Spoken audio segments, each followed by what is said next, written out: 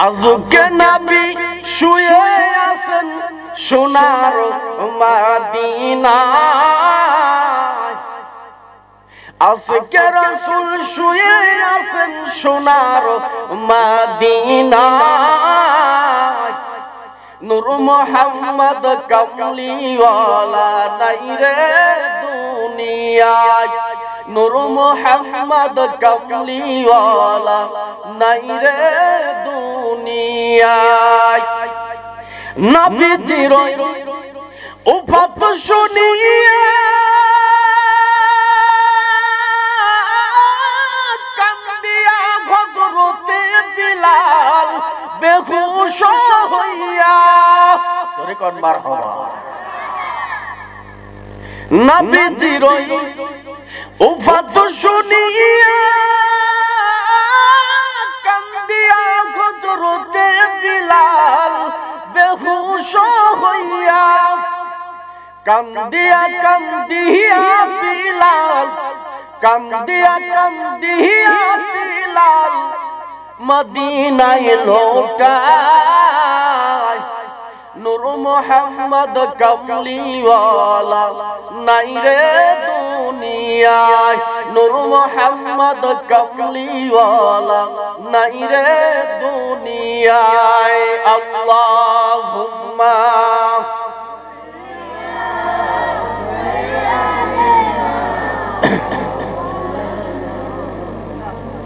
ওয়া আলা আলি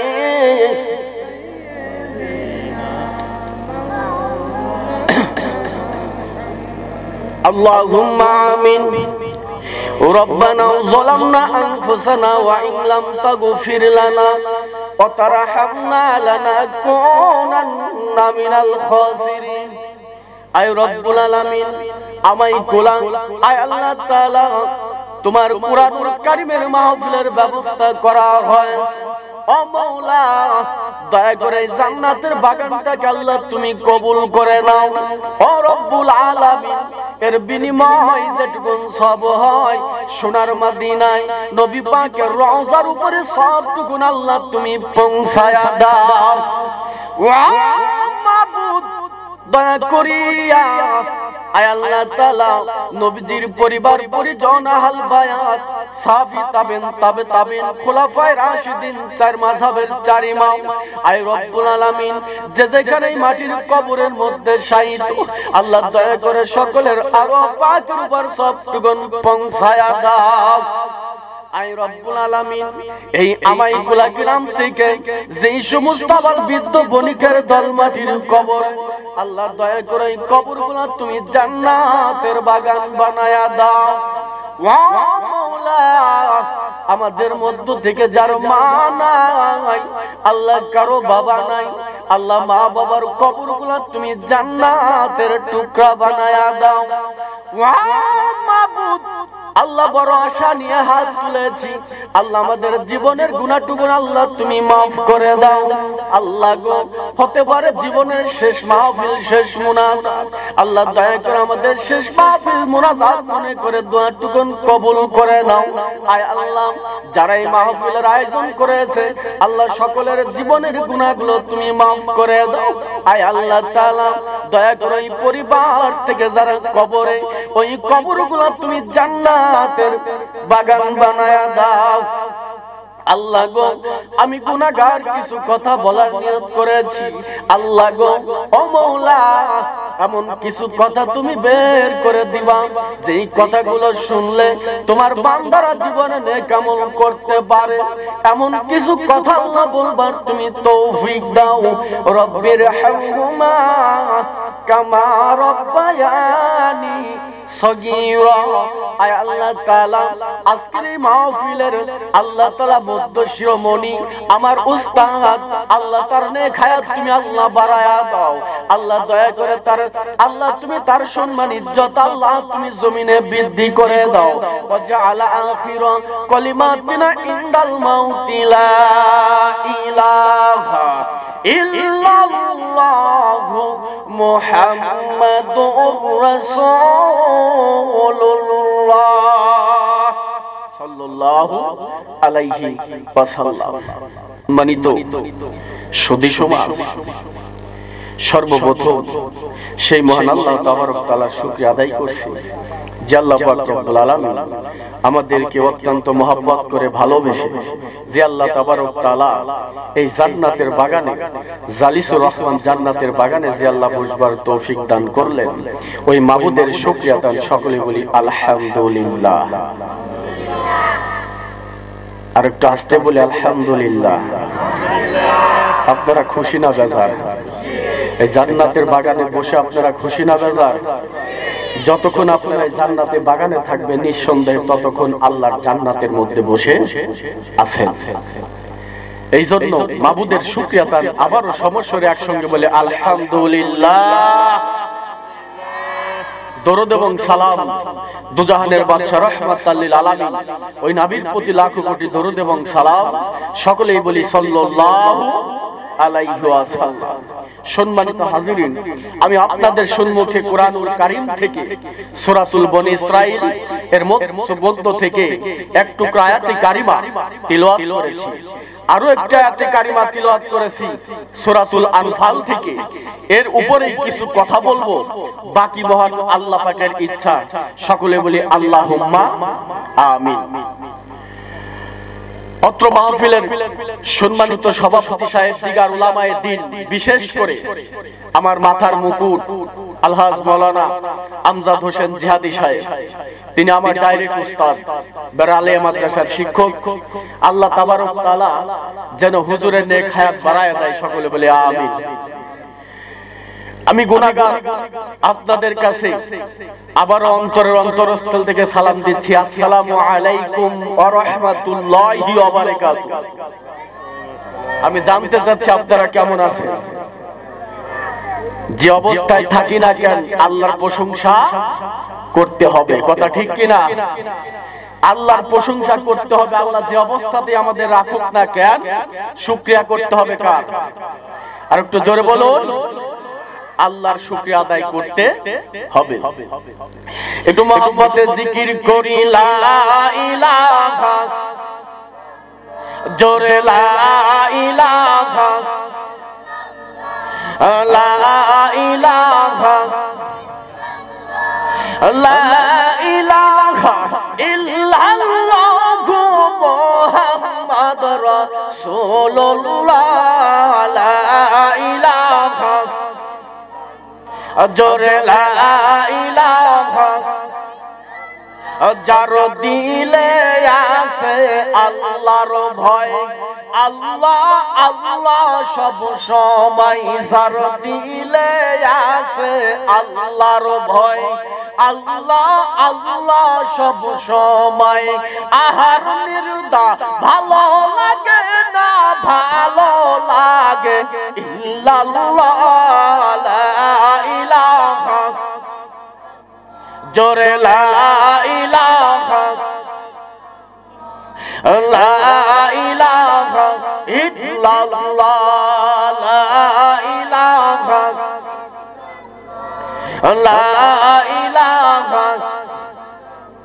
যার দিলে আছে মরণের ভয়, জিকির করে নিরালায়, যার দিলে আছে মরণের ভয়, জিকির করে নিরালায়।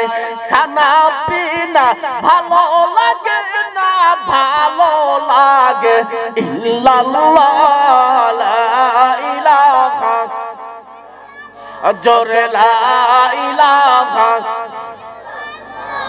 লা ইলাহা ইল্লাল্লাহু মুহাম্মাদুর রাসূলুল্লাহ সাল্লাল্লাহু আলাইহি ওয়াসাল্লাম।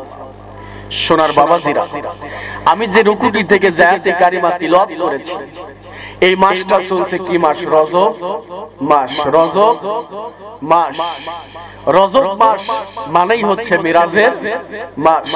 যেই মাসে রাসূল আকরাম সাল্লাল্লাহু আলাইহি ওয়াসাল্লাম উম্মে হানির ঘর থেকে আল্লাহর বাড়ি আরশে আজিম পর্যন্ত আমার আপনার হাবিবুল্লাহকে আল্লাহ তাবারক তাআলা মিরাজ করাইছিলেন। জোরে করে সুবহানাল্লাহ। দুনিয়ার কোন পয়গাম্বরকে আল্লাহ কিন্তু মিরাজ করান নাই, একমাত্র আমার আপনার নবী যিনি হলেন রাহমাতাল লিল আলামিন, উনাইকে আল্লাহ তাবারক তাআলা আমার আপনার নবীকে দাওয়াত করে নিয়ে আল্লাহর বাড়ি আরশ আজিম পর্যন্ত নিয়ে যান। জোরে কোন সুবহানাল্লাহ। মুসা কালিমুল্লাহ আল্লাহর কাছে বলেছিল, আল্লাহ আমি আপনাকে দেখতে চাই। আল্লাহ বলছেন মুসা সম্ভব নয়। কিন্তু আমার আপনার নবী তিনি কিন্তু ইচ্ছাকৃতভাবে আল্লাহকে বলেন নাই, আল্লাহ আমাকে আপনার সাথে আমাকে সাক্ষাৎ করান। আল্লাহর বাজেট থেকে আল্লাহ পাকি দাওয়াত করে নিয়ে আমার আপনার নবীকে তিনি আরশ আজিম পর্যন্ত নিয়ে চলে যান। জোরে কোন সুবহানাল্লাহ।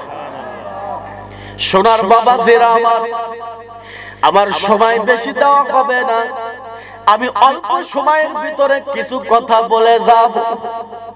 আল্লাহ পাক রব্বুল আলামিন যেই বছরে নবীজিকে মিরাজ করাবেন, নবীজি যেই বছরে মিরাজ করতে যাবেন, ওই মাস ওই বছরে নবীজির একাধারে তিনটা কষ্ট হয়। জোরে করেন কয়টা? একাধারে তিনটা কষ্ট নবীজির হয়। প্রথম নাম্বার কষ্ট হয়েছে ওই বছরে নবীজির চাচা আবু তালিব দুনিয়া থেকে বিদায় হয়ে চলে যায়। দ্বিতীয় নাম্বার কষ্ট হলো নবীজি ওই বছরে তার বিবি খাদিজাতুল কুবরা দুনিয়া থেকে বিদায় হয়ে চলে গেলেন। ও মুসলমান, তৃতীয় নাম্বার নবীর কষ্ট ছিল ওই বছরে নবীজি যখন ওই মক্কার মাটি থেকে তায়েফের মাটিতে নবী কলেমার দাওয়াত নিয়ে যান। জোরে বলা যাবে নাকি একবার সুবহানাল্লাহ। একাধারে কয়টা কষ্ট? আরো জোরে বলুন কয়টা? প্রথম নাম্বার কষ্ট চাচা আবু তালিব ইন্তেকাল করেন। দ্বিতীয় নাম্বার তার দরদের বিবি খাদিজাতুল কুবরা ইন্তেকাল করেন। তৃতীয় কষ্ট ওই বছরে রাসূল সাল্লাল্লাহু আলাইহি ওয়াসাল্লাম তিনি তায়েফের মাটিতে কলেমার দাওয়াত দিতে যায়। রাসূলকে তায়েফের আগাবাসীরা রাসূলকে পাগল বলে পাথর নিক্ষেপ করেছিলেন। জোরে করে সুবহানাল্লাহ। সোনার বাবা জেরা আমার, আমি আপনাদের খেদমতে কথাগুলো বলে যাব। আল্লাহ নবী যখন তায়েফের ময়দানে যখন চলে যায়, তায়েফবাসীরা রাসূলকে পাগল বলে পাথর মারতে লাগলেন। কেউ বা তোমায় পাগল বলে, কেউ বা বলে জাদুকর। আল্লাহর কোরআন সাক্ষী দেয় যে নিশ্চয় তুমি পয়গম্বর। জোরে বলা যাবে নাকি একবার মারহাবা? সামনের দিকে যাব ইনশাআল্লাহ। সোনার বাবা জেরা আমার, আল্লাহর নবী যখন তিনি তায়েফের ময়দান থেকে তিনি বাড়িতে চলে আসলেন, আল্লাহর নবী যখন পালক পুত্র যায়েদকে সঙ্গে করে মক্কার মাটিতে যখন ফিরে আসলেন, আল্লাহর নবী বলছেন, যায়েদ রে, আমার দরদের বিবি খাদিজাতুল কুবরা দুনিয়ায় জীবিত নাই, আমি রাসূলুল্লাহ কোথায় গিয়ে উঠব? আল্লাহর নবীর সাথে যায়েদ বলতেছে, নবী গো, আপনার তো দরদের করার মতন একজনই মানুষ আছে, আপনার কলিজার টুকরা বিটি খাতুনে জান্নাত ফাতেমা। জোরে বলা যাবে নাকি একবার সুবহানাল্লাহ। আল্লাহর নবী যখন ফাতেমার বাড়িতে যখন চলে গেলেন, নবীজির চারটা বিটি ছিলেন, রুকাইয়া, জয়নব, কুলসুম আর খাতুনে জান্নাত ফাতেমা। এই চারটা মেয়ে আল্লাহ রাসূলের কাছে এসে যখন বলতেছেন, কুলসুম, রুকাইয়া, জয়নব বলছেন, বাবা গো, ওই তায়েফের মাটিতে আপনি কেনই কলেমার দাওয়াত নিয়ে গেলেন? আপনি যদি তায়েফের মাটিতে যদি কলেমার দাওয়াত নিয়ে যদি না যেতেন, ওই তায়েফবাসীরা নবী বাবা আপনাকে পাথর মারতে পারতো না। একে একে রুকাইয়া, জয়নব, কুলসুম কথা বললেন। তিনজন মেয়ে তখন ঘর থেকে বের হয়ে চলে যায়। আল্লাহর নবীর কনিষ্ঠ পুত্র কবিটি ফাতেমা, কনিষ্ঠ কন্যা ফাতেমা, ফাতিমা ডাক দিয়ে বলতেছেন, আব্বা জান, ও আব্বা জান, আমার তিনটা বোন আপনাকে যে কথা বলে চলে গেল, আমি আপনার সাথে সেই কথাগুলো বলবো না, আমি আপনার সাথে কিছু পার্সোনাল কিছু কথা বলতে চাই। আল্লাহ নবীর বিটি ফাতেমা যখন দরজাটা বন্ধ করে দিলেন, নবী বলতেছেন, বিটি ফাতেমা কেন তুমি দরজাটা বন্ধ করে দাও? ফাতেমা ডাক দিয়ে বলতেছেন, আব্বা জান, আমি যেই কথাগুলো বলবো সেই কথাগুলো হলো, এই জগতের উপরে আপনি কার কলেমার দাওয়াত নিয়ে গেছেন? আল্লাহর নবীকে প্রশ্ন করতেছেন আর বলতেছেন, আব্বা জান, আপনি কার কলেমার দাওয়াত নিয়ে আপনি গেছেন? কার কলেমার দাওয়াত নিয়ে আপনি তায়েফের ময়দানে গেলেন?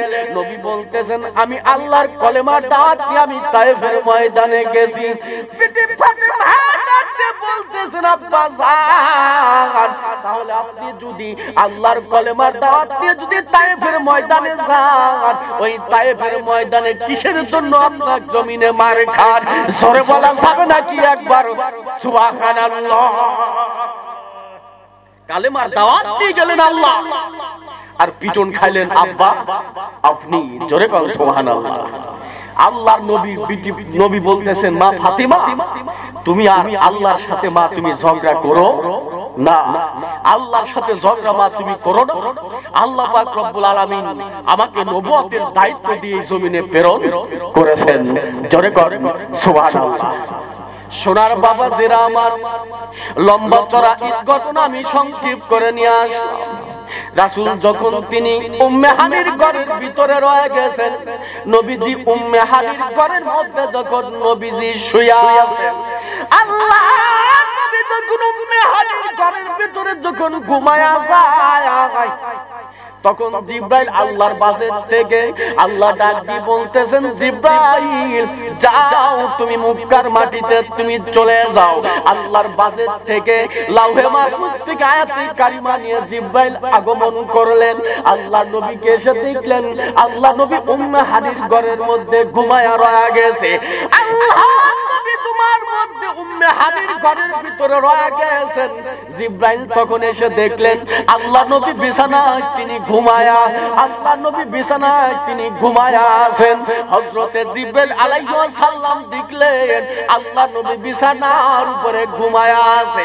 আমি জিবরাইল যদি আমার নবী রাহমাতাল লিল আলামিনকে যদি আমি ডাক দেই, তাহলে তো আমার নবী জীবনে কষ্ট পাবে, ব্যথা পাবে। আমার নবী যদি আমার ডাকে যদি কষ্ট পায়, আমার জিবরাইলের ডাকে যদি নবী বড় ঘুম যদি ভেঙে যায়, ঘুম যদি ভেঙে যায়, নবী যদি কষ্ট পায়, হতে পারে আমি আল্লাহর ফেরেশতা জিবরাইল, আল্লাহ পাক রব্বুল আলামিন আমি ফেরেশতা জিবরাইলকেও ক্ষমা করবে না। জোরে বলা যাবে নাকি একবার সুবহানাল্লাহ? আল্লাহর ফেরেশতা জিবরাইল সেও বলতেছেন, আমি রাসূলকে যদি এই মুহূর্তে ডাক দেই, তাহলে ঘুম যদি ভেঙে যায়, তাহলে রাহমাতাল লিল আলামিনে বড় কষ্ট হবে। এই জন্য জিবরাইল আলাইহিস সালাম তাকে ডাকলেন না। জিবরাইল আলাইহিস সালাম পাশে বসে আল্লাহর কাছে প্রার্থনা লাগাইলেন, আল্লাহ আপনার পয়গম্বর মুহাম্মদ সাল্লাল্লাহু আলাইহি ওয়াসাল্লাম তিনি জমিনের উপরে ঘুমায়া আছেন, তাকে আমি কেমন করে জাগাবো?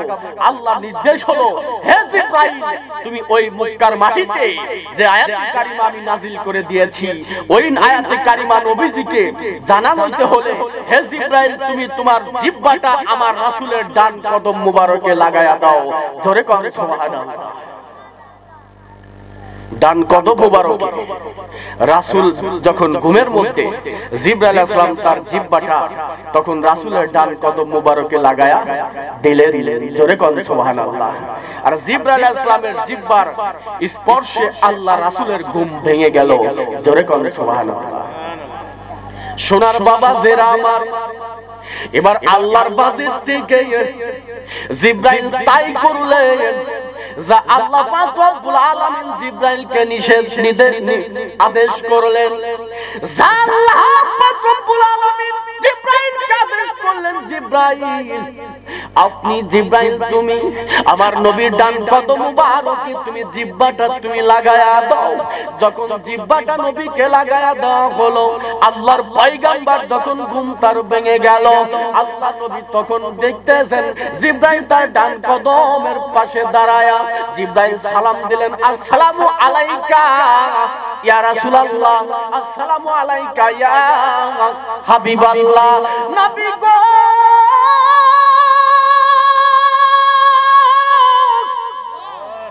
আল্লাহর পক্ষ থেকে আয়াতে কারিমা নাযিল হয়ে গেছে। নবী গো, এই মুহূর্তে আয়াতে কারিমা নাযিল হয়ে গেছে। আল্লাহ নবী বলতেছেন, ভাই জিবরাইল আপনি কি করলেন? আপনি বলেন বাবা আদম আলাইহিস সালাম থেকে আমি নবী পর্যন্ত আল্লাহর বাজেট থেকে ওহী নিয়ে আসে, আর আপনি আমার পা মুবারকে আপনার জিহ্বাটা নবী জিবরাইল তুমি লাগায়া দিলেন। আল্লাহর ফেরেশতা ডাক দিয়ে বলছেন, নবী গো, আপনি কি আপনাকে নবী চেনেন না? আমি ইচ্ছাকৃত এই কাজটা আমি কোনোদিন জমিনে করতে পারি না। আমার আল্লাহ যেভাবে জাগানোর জন্য আপনাকে আদেশ করেছেন, যেইভাবে জাগানোর জন্য আমাকে আদেশ করেছেন, যেইভাবে জাগানোর জন্য আমার আল্লাহ আমাকে হুকুম করেছেন, হে ইয়া রাসূলুল্লাহ ইয়া হাবিবাল্লাহ, আমি জিবরাইল আপনাকে সেইভাবে ঘুম থেকে জাগাইলাম। জোরে বলা যাবে নাকি একবার সুবহানাল্লাহ? যেইভাবে হুকুম হয়েছে আমি সেইভাবে আপনাকে ঘুম থেকে জাগাইলাম। জোরে করে সুবহানাল্লাহ। সোনার বাবাজিরা আমার, এবার যখন নবীজি বললেন, জিবরাইল কি জন্য তুমি আগমন করেছো? হযরতে জিবরাইল বলছেন, নবী গো, আপনাকে দীর্ঘ 3টা কষ্টই বছর আপনি নবী পেয়েছেন। আপনার ভিতর থেকে কষ্টটা দূর করার জন্য আল্লাহর বাজেট থেকে আল্লাহ পাক রব্বুল আলামিন আমাকে আয়াতে কারিমা দিয়ে পাঠাইছেন। বিসমিল্লাহির রাহমানির রাহিম। সুবহানাল্লাযী আশরা বি'আবদিহি লাইলাম মিনাল মাসজিদিল হারামি ইলাল মাসজিদিল আকসা। জোরে বলা যাবে নাকি একবার আল্লাহু আকবার? এই আওয়াজ ইমানদারদের মুমিনের পাওয়ার এরকম, যখন আল্লাহর কুরআন তিলাওয়াত হবে মুমিন বান্দাদের জবান ফসকে বের হয়ে যাবে আল্লাহু আকবার। ইন্নামাল মুমিনুনা আল্লাযীনা ইযা যুকিরাল্লাহু আযিলাত কুলুবুহুম ওয়া ইযা তুলিয়াত আলাইহিম আয়াতুহু যাদাতুহুম ঈমানা ওয়া আলা রাব্বিহিম ইয়াতাওয়াক্কালুন। আল্লাহর বাজেট থেকে আয়াত নাজিল হয়ে যায় মুমিন বান্দাদের উপরে। যেই মুমিন বান্দার সম্মুখে মুমিন বান্দার 5টি গুণ, তার ভিতরে এক নাম্বার গুণ হলো যখন মুমিন বান্দার সম্মুখে আল্লাহর কুরআনুল কারীম তিলাওয়াত করা হয়, সঙ্গে সঙ্গে মুমিন বান্দার ভিতরে অন্তরে আল্লাহর ভয়ে কম্পন উঠে যায়। জোরে কোন সুবহানাল্লাহ। প্রথম নাম্বার গুণ। আর দ্বিতীয় নাম্বার গুণ হচ্ছে ওই মানুষটা যখন কুরআনুল কারীম তিলাওয়াত করে এবং শোনে, ইমানদারদের ঈমানি জজবা আল্লাহ জমিনে বৃদ্ধি করে দেন। 3 নাম্বার গুণ হচ্ছে আল্লাহ পাক রব্বুল আলামিন বলতেছেন, ঈমানদার মুমিন বান্দারা সদা সর্বদা আমি আল্লাহর প্রতি তাওয়াক্কাল করে। জোরে কোন সুবহানাল্লাহ। সোনার বাবা জেরা আমার, এই জন্য আমি আপনাদের খেদমতে আরজ করে কথাগুলো বলে যাব। আল্লাহ পাক রব্বুল আলামিন জিবরাইলকে ডাক দিয়ে বলছেন, জিবরাইল আমার নবীকে যেইভাবে আমি জাগানোর জন্য হুকুম করেছি, জিবরাইল তুমি সেইভাবে নবীজিকে তুমি জাগাও।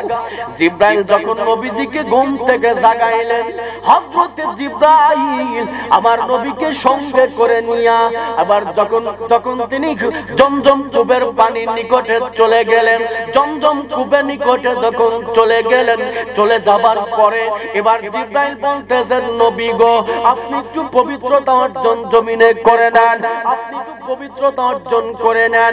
আল্লাহ নবীকে কিন্তু ওযু করানোর কারণ হলো আল্লাহর রাসূলের উম্মতদেরকে শিখানোর জন্য যে ঘুম আসলে মানুষ যখন ঘুমায়া যায় ওযু আর থাকে না। জোরে বলা যাবে নাকি একবার সুবহানাল্লাহ? মানুষ যখন ঘুমায় যায়, ঘুমানোর পরে ওই ব্যক্তির আর ওযু থাকে না। এই জন্য আল্লাহ রাসূলকে দিয়ে উম্মতের জন্য শিক্ষা দিলেন যে ঘুমানোর পরে ওযু করতে হবে। জোরে বলেন সুবহানাল্লাহ। একটা মাসলা শুনে, মানুষ যখন ঘুমায় যায়, ঘুমানোর পরে তার আর ওযু থাকে না। সোনার বাবা জিরা আমার, এবার যখন নবীজি যখন ওযু করলেন জমজম কূপের পানি দ্বারা, জমজম কূপের পানি দ্বারা নবীজি ওযু করবার পরে যখন একটুখানি আগায় কাবার চক্কর দিয়ে যখন একটু আগায়া যাবার পরে আল্লাহ রাসূল দেখলেন একটি সাদা রঙের একটি বুরাক নবীর জন্য অপেক্ষায়। জোরে বলা যাবে নাকি একবার সুবহানাল্লাহ? একটি সাদা রঙের বুরাক নবীর জন্য অপেক্ষায় আছে। আল্লাহ নবী বলছেন, ভাই জিবরাইল, এই বনের জন্তুটাকে দেখানোর জন্য কি আমাকে ঘুম থেকে জাগ্রত করাইলা? আর এই জন্তুটাকে দেখানোর জন্যই কি আমাকে তুমি জমজমের পানি দ্বারা ওযু করাইলা? জোরে কোন সুবহানাল্লাহ। জিবরাইল ডাক দিয়ে বলছেন, নবী গো, আপনাকে এইটা কোন জীব জানোয়ার আপনি জমিনে মনে করবেন না। আল্লাহর নবী বলতেছেন, হে জিবরাইল, এটা যদি দুনিয়ার কোন যন্ত্র যদি না হয় তাহলে এটা কি? আল্লাহর নবী বলতেছেন, আল্লাহর নবীর প্রশ্ন শুনে জিবরাইল বলছেন, নবী গো, এটা হলো আল্লাহর বাজেট থেকে আপনার জন্য একটি বুরাক পাঠানো হয়েছে। আল্লাহ নবী বলতেছেন, ভাই জিবরাইল, এই বুরাকের উপর যদি আমি উঠে যাই তাহলে আমি কোথায় গিয়ে যাব? আল্লাহ নবী বলতেছেন, হে জিবরাইল, আমি যদি এই বুরাকের উপর উঠে যাই, বুরাকের উপর উঠলে কি হবে? আল্লাহর ফেরেশতা জিবরাইল বলছেন, নবী গো, আপনি যদি এই বুরাকের উপর যদি আপনি আরোহণ করেন, এই বুরাকটি আপনাকে বাস দিয়া আল্লাহর বাড়ি আরশ আজিম পর্যন্ত আপনাকে পৌঁছায়া দিবে। জোরে বলা যাবে নাকি একবার সুবহানাল্লাহ? বিজলি আকার হে মত আপনাকে আল্লাহর বাড়িতে পৌঁছে দিবে। হে রাসূলুল্লাহ, ইয়া হাবিবাল্লাহ, যখন জিবরাইল এই কথা বললেন, আল্লাহর নবী বলতেছেন, জিবরাইল রে, ও জিবরাইল, আমি নবীর জন্য এরকম একটা বুরাক জমিনে আল্লাহ পাঠায়া দিয়েছে। এই বুরাক আল্লাহ রব্বুল আলামিন আমার পাঠায়া দিয়েছে। জিবরাইল, এরকম যদি একটা করে বুরাক যদি এরকম করে আমার উম্মতি মুহাম্মদের জন্য যদি ফুলসিরাতের কিনারায় যদি আল্লাহ বাজেট করত, তাহলে আমি নবীর জীবনটা বড় ধন্য হয়ে যেত। জোরে বলা যাবে নাকি একবার সুবহানাল্লাহ? সোনার বাবা জিরা আমার, জিবরাইল যখন আল্লাহ নবী যখন জিবরাইলকে এই কথা বললেন, হে জিবরাইল, আমার উম্মতের জন্য ফুলসিরাতের কিনারায় যদি এরকম করে একটি বুরাক যদি বাজেট করে দিত, তাহলে আমরা রাসূলুল্লাহর জীবনটা বড় ধন্য হয়ে যেত। হযরত জিবরাইল আলাইহিস সালাম বলতেছেন, নবী গো, এই জগতের উপরে আপনার জন্য যেই বুরাক আল্লাহ জমিনে পাঠাইছেন, দুনিয়ার কোন পয়গম্বরের জন্য আল্লাহ কোন বুরাক এরকম দান করে না। শুধুমাত্র আপনি হলেন রাহমাতাল লিল আলামিন। আপনার জন্য আল্লাহ তাবারক তাআলা এরকম একটি বুরাক জমিনে দান করেছেন। ইয়া রাসূলুল্লাহ, ইয়া হাবিবাল্লাহ, আমি জিবরাইলের মন বলতেছে, আপনি যে আবদারটা করেছেন, আপনি যে দাবিটা করেছেন, আমি জিবরাইলের মন বলতেছে এই দাবিটা বোধহয় আল্লাহ জমিনে পূরণ করবে না। আল্লাহ নবী বলতেছেন, জিবরাইল,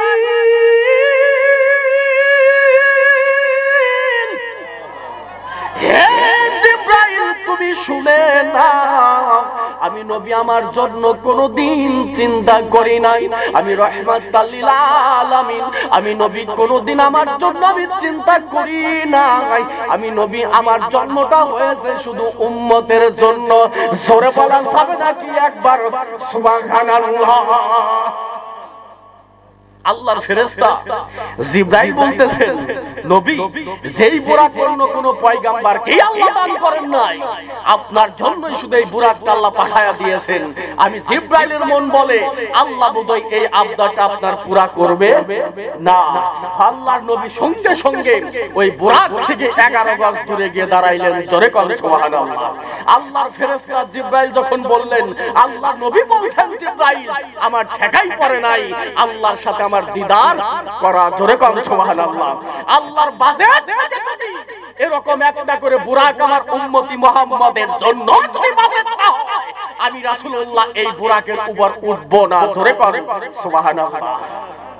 রাসূল কিন্তু সর্বদা কিন্তু উম্মতের জন্যই কেঁদেছেন, নিজের জন্য রাসূল কিন্তু কোনো কিছুই আল্লাহর কাছে চাই নাই। আলহামদুলিল্লাহ বলেন। অন্য নবীরা নিজের জন্য চেয়েছেন, কিন্তু আমার আপনার নবী রাহমাতাল লিল আলামিন, যেই নবীজি তিনি উম্মত ছাড়া কারো জন্যই কোনো কিছু কোনো সময় চায় নাই।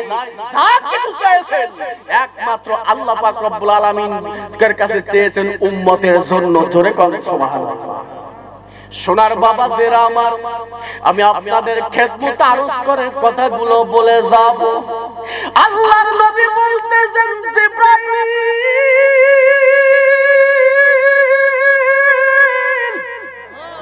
হে জিবরাইল, আল্লাহ যদি এরকম করে ফুলসিরাতের কিনারায় আমার উম্মতের জন্য যদি একটা করে বুরাক যদি বাজেট না করে দেয়, আমি নবী এই বুরাকে চড়ব না, আমি নবী এই বুরাকের উপর উঠব না, আমি রাসূল এই বুরাকের উপরে উঠব না। আল্লাহ পাক রব্বুল আলামিন জিবরাইলকে ডাক দিয়ে বলতেছেন, জিবরাইল রে, হে জিবরাইল, তোমার কেমন করে সাহস হয় আমার নবীর সাথে তুমি তর্ক করো? হে জিবরাইল, আমার নবী যেহেতু বলেছেন যে ওরকম করে একটা করে বুরাক ফুলসিরাতের কিনারায় উম্মতি মুহাম্মাদের জন্য বাজেট করতে হবে, আমি আল্লাহ পাক রব্বুল আলামিন আমার নবী যেমন তার উম্মতকে ভালোবাসেন, আমি আল্লাহ আমার নবীকে তেমন ভালোবাসি। জোরে বলা যাবে নাকি একবার সুবহানাল্লাহ। ওয়া মা আরসালনাকা ইল্লা রাহমাতাল লিল আলামিন।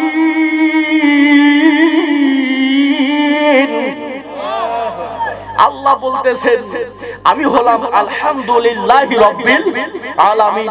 আল্লাহ হলেন রব্বুল আলামিন, প্রতিফল দিবসের মালিক।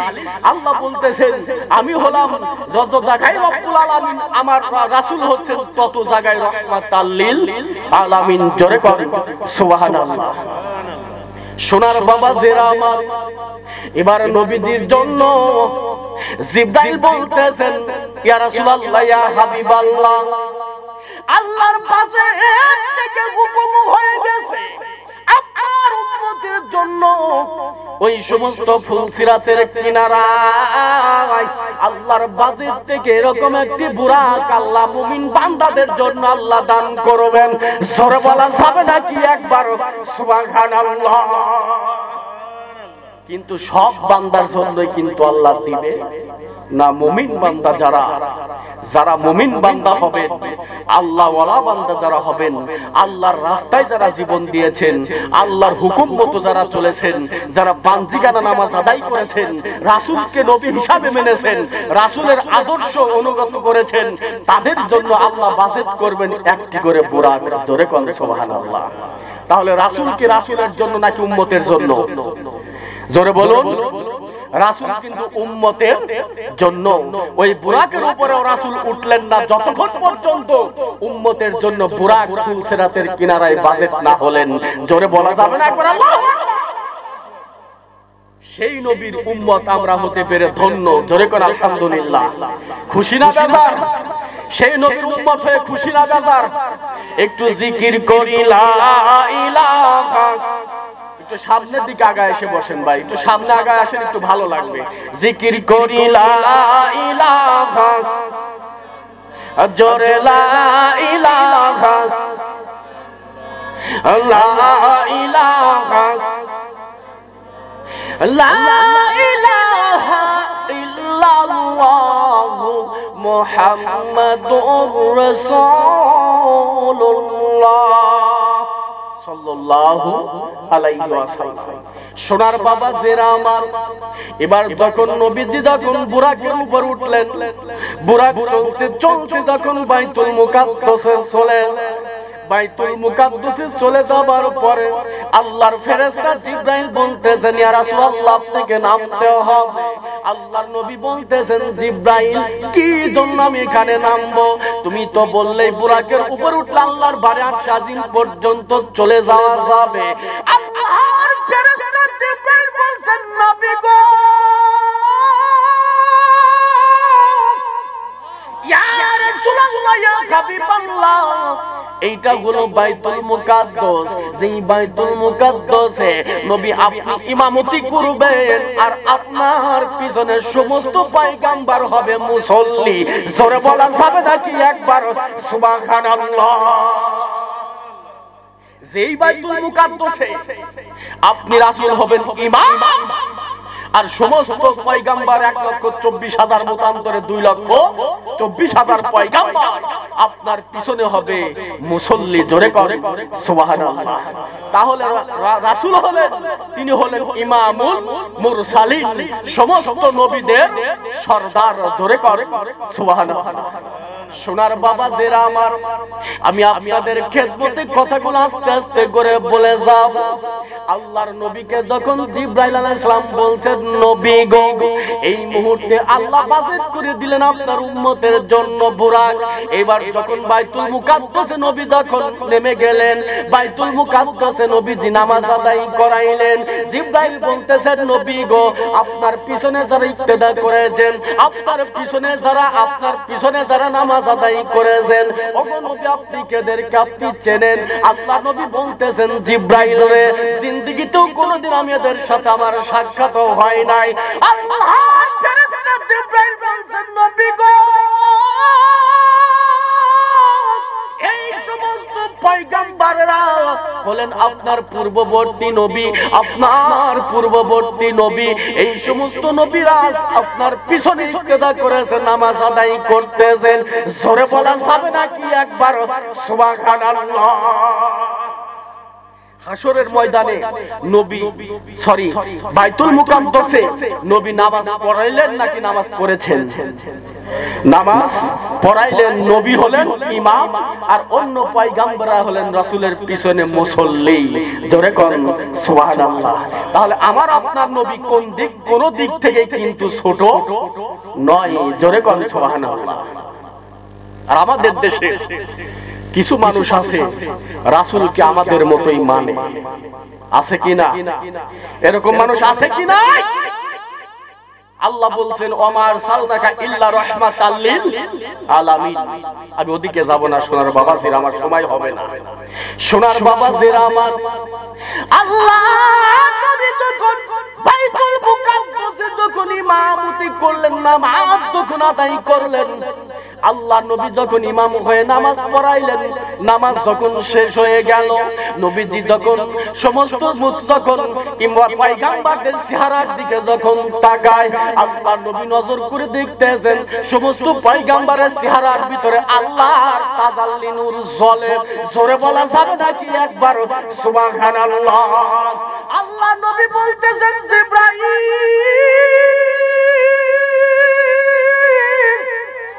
হে জিবরাইল, আমার পিছনে যারা নামাজ আদায় করেছে, জিবরাইল, সমস্ত পয়গম্বরের চেহারাতে আল্লাহর জান্নাতি নূর দেখা যায়, কিন্তু একজন পয়গম্বরের চেহারায় কেন আল্লাহর জান্নাতি নূর দেখা যায় না?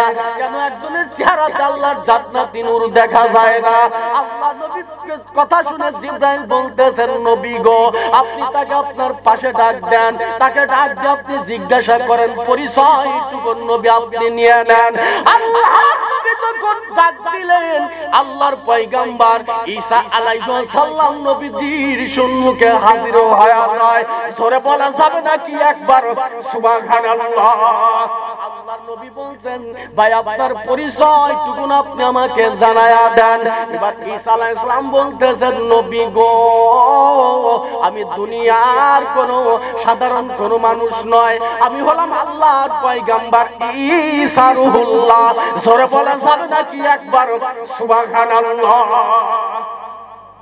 আল্লাহ নবী বলতেছেন হে ভাই ঈসা সমস্ত পয়গম্বরের চেহারাতে আল্লাহর নূর দেখা যায়, জান্নাতি নূর জ্বলে, কিন্তু আপনার চেহারাতে কেন জান্নাতি নূর দেখা যায় না?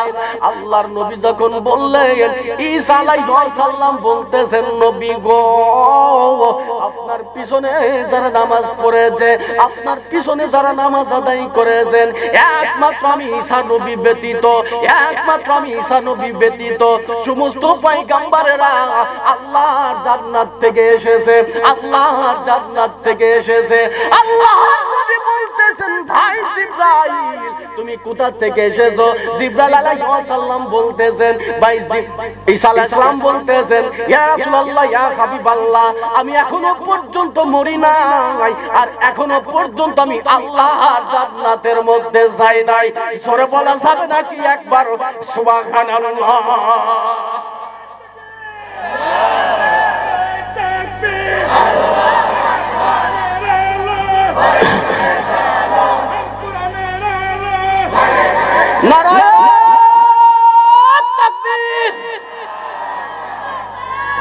সোনার বাবাজিরা আপনারা বিরক্ত হচ্ছেন? বিরক্ত হচ্ছেন? সামনে আগাবো ইনশাআল্লাহ, আগাবো।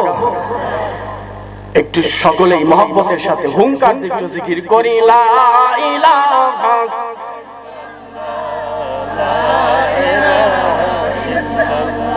জোরে লা ইলাহা লা ইলাহা লা ইলাহা লা ইলাহা ইল্লাল্লাহু মুহাম্মাদুর রাসূলুল্লাহ সাল্লাল্লাহু আলাইহি ওয়াসাল্লাম। সোনার বাবা যারা আমার মুসলমান, নবীজি যখন জিজ্ঞাসা করলেন ভাই ঈসা আপনার চেহারাতে জান্নাতি নূর কেন দেখা যায় না? আল্লাহর পয়গম্বর ঈসা বলছেন এখনো পর্যন্ত আমি মরি নাই। সমস্ত পয়গম্বররা তারা মৃত্যুবরণ করেছেন, এখান থেকে প্রমাণ হয়ে গেল ঈসা আলাইহিস সালামের কথাই প্রমাণ হয়ে গেল ওই জান্নাতে যেতে হলে অবশ্যই বান্দাকে আগে মৃত্যুবরণ করতে, না মরলে আল্লাহর জান্নাতে যাওয়া যাবে যাবে।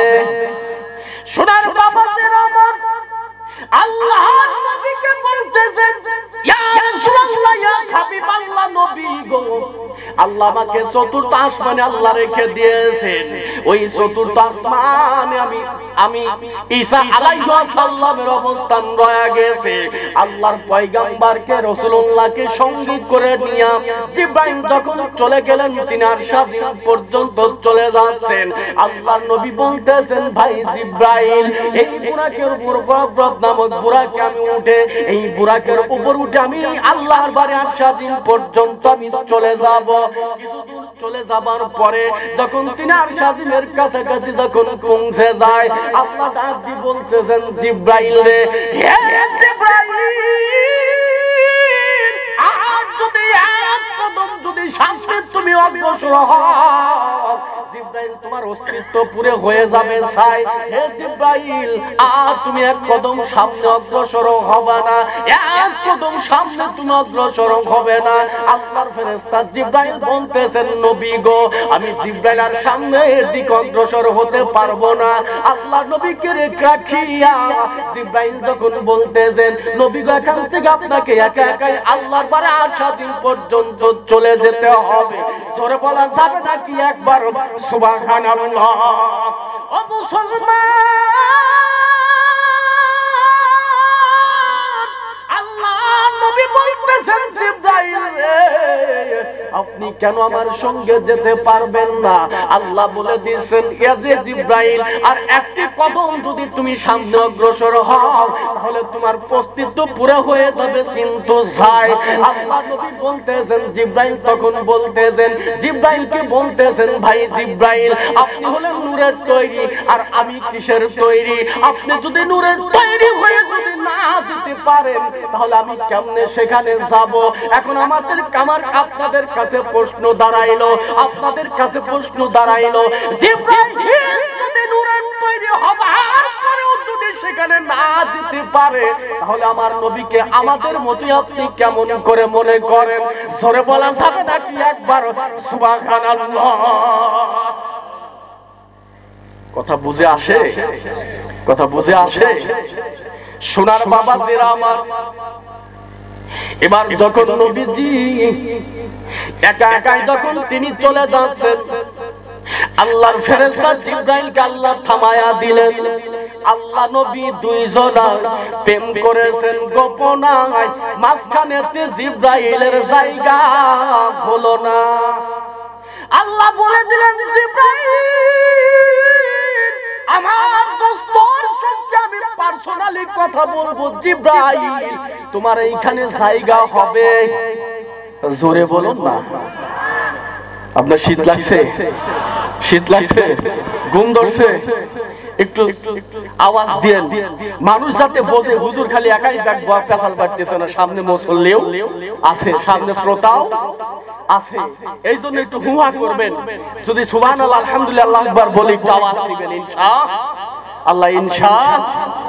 সোনার বাবা জেরা আমার, আল্লাহর নবী যখন একা একাই যখন চলতে লাগলেন, আল্লাহ নবীর সম্মুখে একজন ব্যক্তির পায়ের আওয়াজ জমিনে শুনতে পায়। সেই ব্যক্তিটা কে জানেন? হযরতে বিলাল রাদিয়াল্লাহু তাআলা আনহু। যেই বিলালের পায়ের আওয়াজ আমার নবী ওই বারসাজিমে আস্তে আস্তে করে হেঁটে যায়, আর তার পায়ের আওয়াজ নবীজির কানে শোনে। জোরে বলা যাবে নাকি একবার সুবহানাল্লাহ? কেন বিলাল ওই আর সাজিমে তার পায়ের আওয়াজ নবী শোনেন, এই বিষয়ে সময় হলে পরে বলবে ইনশাআল্লাহ। সকলে বলে ইনশাআল্লাহ। সোনার মুসলমান যুবকের দলের ও বাবাজিরা আমার, আমি আপনাদের খেদমতে আরজ করে কথাগুলো বলে যাব। আল্লাহর নবী যখন তিনি চললেন, আল্লাহর বারার সাজিমে যখন পৌঁছে যায়, পৌঁছে যাবার পরে আল্লাহ নবী যখন আল্লাহর সামনাসামনি যখন হয়ে গেলেন, সামনাসামনি হবার পরে আল্লাহ পাক রব্বুল আলামিন নবীকে যখন সালাম জানাইলেন, নবী যখন সালামের জবাব দিয়া দেন, সালামের জবাব যখন নবীজির হয়ে যায়, যখন সালাম কালাম হয়ে গেল, আল্লাহ নবীকে ডাক দিয়ে বলছেন, আল্লাহ নবী গো, ইয়া রাসূলুল্লাহ, ইয়া হাবিবাল্লাহ, আপনার মন থেকে কষ্ট দূর করার জন্য আমি আল্লাহ পাক রব্বুল আলামিন আমার সাথে সাক্ষাতের জন্য ডাক দিয়েছি। জোরে বলা যাবে নাকি একবার সুবহানাল্লাহ? আল্লাহ নবী বলতেছেন, আল্লাহ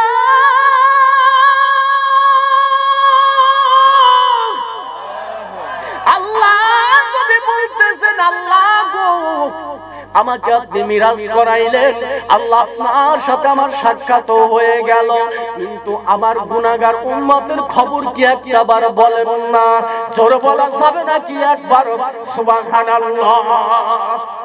সোনার বাবা জেরা, আল্লাহ নবী আবার বলতেছেন, আল্লাহ গো, আপনার সাথে আমাকে আল্লাহ আপনি মিরাজ করাইলেন, কিন্তু আমার গুনাহগার উম্মত, আমার উম্মতেরা কি আপনার সাথে মিরাজ কোনদিন জমিনে করতে পারবে না। আল্লাহ ডাকতে বলছেন, নবী গো,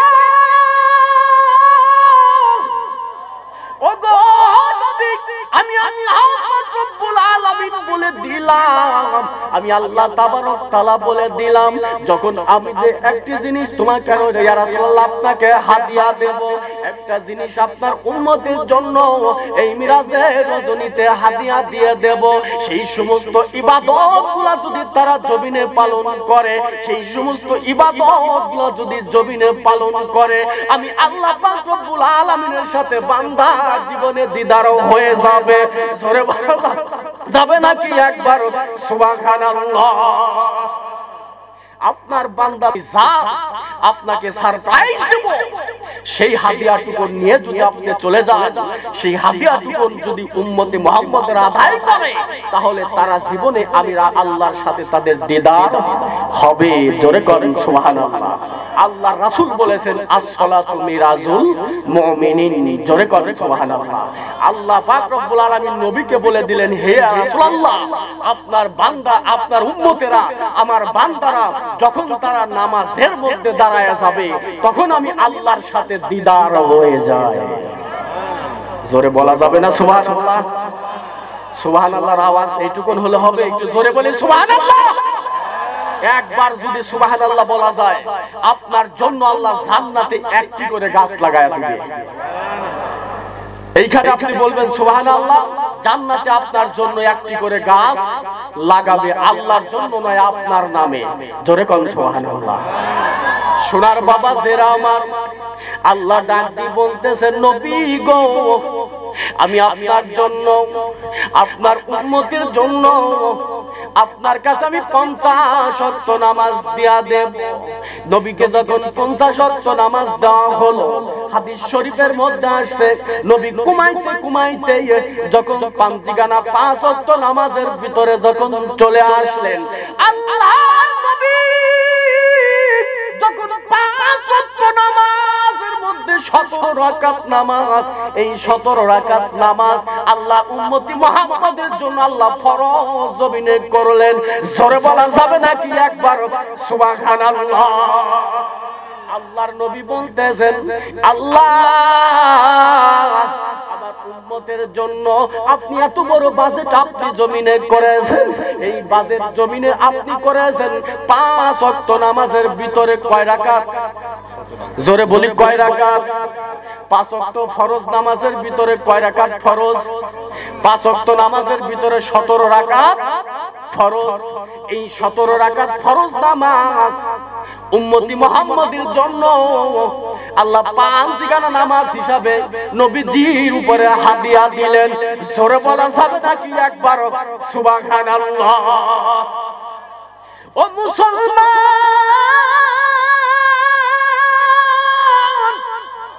আল্লাহর নবী বলতেছেন, আল্লাহ এই 5 ওয়াক্ত নামাজ আমার উম্মতিরা যদি আদায় করে, তাদের জীবনে কেমন আমলনামা হবে, তাদের জীবনে কেমন স্বভাব তাদের আমলনামায় লেখা হবে। আল্লাহর নবীকে যখন এই কথা আল্লাহকে ডাক দিয়ে বলতেছেন, আল্লাহ গো, আমার উম্মতেরা যদি এই পাঞ্জিগানা নামাজের মধ্যে 17 রাকাত নামাজ, এই 17 রাকাত নামাজ 5টি ভাগে আল্লাহ ভাগ করেছেন। ফজরের হলো ফজরের ফরজ 2 রাকাত, যোহরের ফরজ হলো 4 রাকাত, আসরের ফরজ হলো 4 রাকাত, মাগরিবের ফরজ হলো 3 রাকাত, আর ইশারের ফরজ হলো 4 রাকাত। জোরে বলা যাবে নাকি একবার সুবহানাল্লাহ। আল্লাহ নবীকে যখন এই কথা বলে দিলেন, নবীজি তখন ডাক দিয়ে বলতেছেন, আল্লাহ গো, আমার উম্মতেরা যদি 5 ওয়াক্ত নামাজ যদি জমিন আদায় করে, তাদের আমলনামায় কি পরিমাণ সওয়াব লেখা হবে। আল্লাহ ডাক দিয়ে বলতেছেন, নবী গো, আপনার উম্মতের জন্য আমি যে নামাজ বাজেট করে দিলাম, এই নামাজ যদি জমিনে তারা আদায় করে, আমার এই 5 জন পয়গম্বর ছিল যারা 5 ওয়াক্ত নামাজ জমিনে আদায় করেছিলেন, এই 5 ওয়াক্ত নামাজ আমি আপনার উম্মতি মুহাম্মাদের জন্য ফরজ করলাম। জোরে বলা যাবে নাকি একবার সুবহানাল্লাহ। এই 5 ওয়াক্ত নামাজেরও কিন্তু ইতিহাস আছে, আছে কি নাই? আছে কি নাই? প্রত্যেকটা বিষয়ে কিন্তু পিছনে ইতিহাস আছে। এই 5 ওয়াক্ত নামাজেরও কিন্তু ইতিহাস আছে। আপনারা কি জানতে চান? ইবাদত করতে হলে জেনে বুঝেই করাটাই ভালো, কথা ঠিক কিনা? বলবো বলবো সোনার বাবা জেরা আমার, আল্লাহ পাক রব্বুল আলামিন নবীকে ডাক দিয়ে বলতেছেন, নবী গো, আপনার আদি পিতা ছিলেন একজন, আপনার দুনিয়ার বুকে প্রথম নবী ছিলেন। দুনিয়ার বুকে তাকে আমি প্রথম নবী করে দুনিয়ায় পাঠাইলাম। ওই নবী, তার নাম ছিল হযরতে আদম আলাইহিস সালাম। জোরে বলেন সুবহানাল্লাহ। সোনার বাবা জিরা আমার, আল্লাহ পাক রব্বুল আলামিন নবীকে ডাক দিয়ে বলতেছেন, নবী গো, আদম আলাইহিস সালাম আমার নবী যখন তিনি দুনিয়ার বুকে 350 বছর ধরে যখন কাঁদতেছিলেন, একটা মাত্র অপরাধ গন্ধম ফল তিনি জমিনে তার বিবি তাকে শরবত করে খাওয়ায়া দেয়। এই শরবত করে খাওয়ার কারণে আল্লাহ জান্নাত থেকে দুনিয়া নামক জায়গায় পাঠায়া দিলেন। জোরে কোন কথা ঠিক কিনা? একটা মাত্র অপরাধ করার কারণে আল্লাহ দুনিয়া নামক জগতে আল্লাহ পাক পাঠায়া দিলেন। আদম আলাইহিস সালাম যখন 350 বছর ঘুরতেছেন, ঘুরতে ঘুরতে আল্লাহ নবী যখন বর্তমানের যে কাবা, ওই বর্তমানের কাবা যখন কাবা ঘর কিন্তু ছিল না, ওই এরিয়া জুড়ে কিন্তু তখন কাবার এক দেওয়া হয়েছিল। ওই কাবার সম্মুখে যখন আদম আলাইহিস সালাম চলতে চলতে যখন ওই কাবার বর্তমানের কাবা, ওইখানে যখন আদম আলাইহিস সালাম যখন পা রাখলেন, পা রাখবার পরে আদম আলাইহিস সালামের পাটা জমিনে আটকায়া ধরলেন। আটকায়া ধরবার পরে মাটি যখন আদমের পাটা ছেড়ে দেয় না, আদম আলাইহিস সালাম যতই পাটা টানে কিন্তু আদমের পাটা জমিনে ছেড়ে দেওয়া হয় না। আদম আলাইহিস সালাম বলতেছেন, আল্লাহ অপরাধ করলাম, দীর্ঘ একটি অপরাধ করার কারণে 350 বছর ধরে কান্দে অপরাধ ক্ষমা হলো না। আল্লাহ ডাক দিয়ে বলতেছেন, আদম রে, শুধু কাঁদলেই আদম হবে না, শুধু কাঁদলেই আদম হবে না, কান্দাটা একদম কাদার মতো কাঁদতে হবে। জোরে কোন সুবহানাল্লাহ। ডুব দিলে ডুবারু হবে, মণিমুক্তা খুঁজে পাবে, তোর পুরা হইবে মনস্কার। বাম স্তনের 2 আঙ্গুল নিচে কলব সাগরের মুকাম।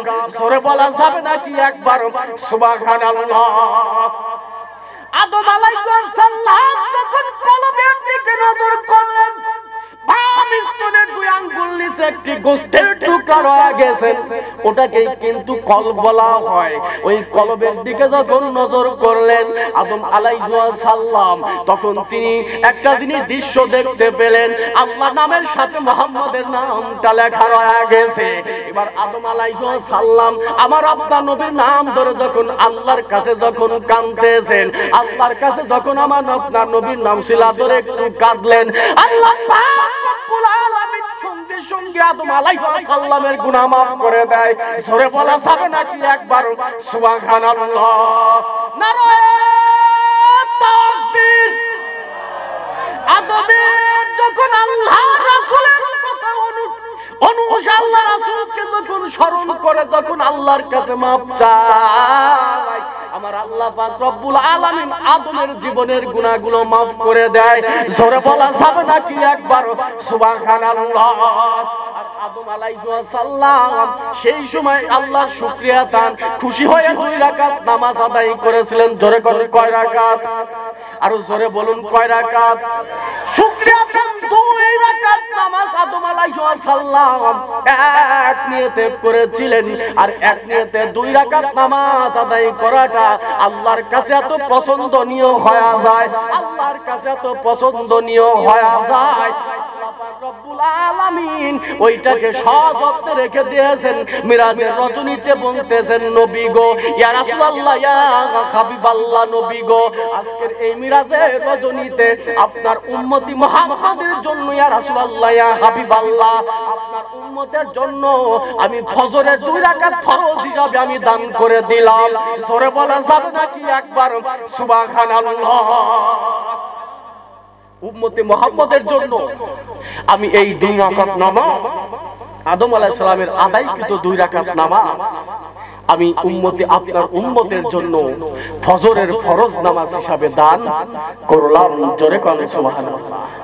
আল্লাহর নবী তখন বলছেন, আল্লাহ, আমার কোন উম্মত যদি এই নামাজটা আদায় করে তাহলে তার আমলনামায় কি পরিমাণ সওয়াব হবে? জোরে কোন সুবহানাল্লাহ। সোনার বাবা জেরা আমার, আল্লাহর নবী যখন এই কথা বললেন, আল্লাহ ডাক দিয়ে বলছেন, হাবিবুল্লাহ, আপনার কোন উম্মত যদি এই প্রচন্ড শীতের মধ্যে ঠান্ডা পানি উপেক্ষা করে যদি আরামে বিছানাতে লাথি মেরে ফেলে দিয়া যদি ঠান্ডা পানি দিয়ে ওযু করিয়া মসজিদে যাইয়া যদি 2 রাকাত এই ফরজ নামাজ যদি আদায় করে, আল্লাহ পাক রব্বুল আলামিন ডাক দিয়ে বলছেন, হাবিবুল্লাহ আমি আল্লাহ পাক রব্বুল আলামিন আদম আলাইহিস সালামকে যে পরিমাণ সওয়াব দান করেছিলাম, আপনার উম্মতি যদি সেই রকম করে আদায় করে, মসজিদে জামাতের সাথে যদি 2 রাকাত নামাজ আদায় করে, আমি আল্লাহ পাক রব্বুল আলামিন আদমের সম পরিমাণ সওয়াব দান করে দেব। জোরে বলা যাবে নাকি একবার সুবহানাল্লাহ?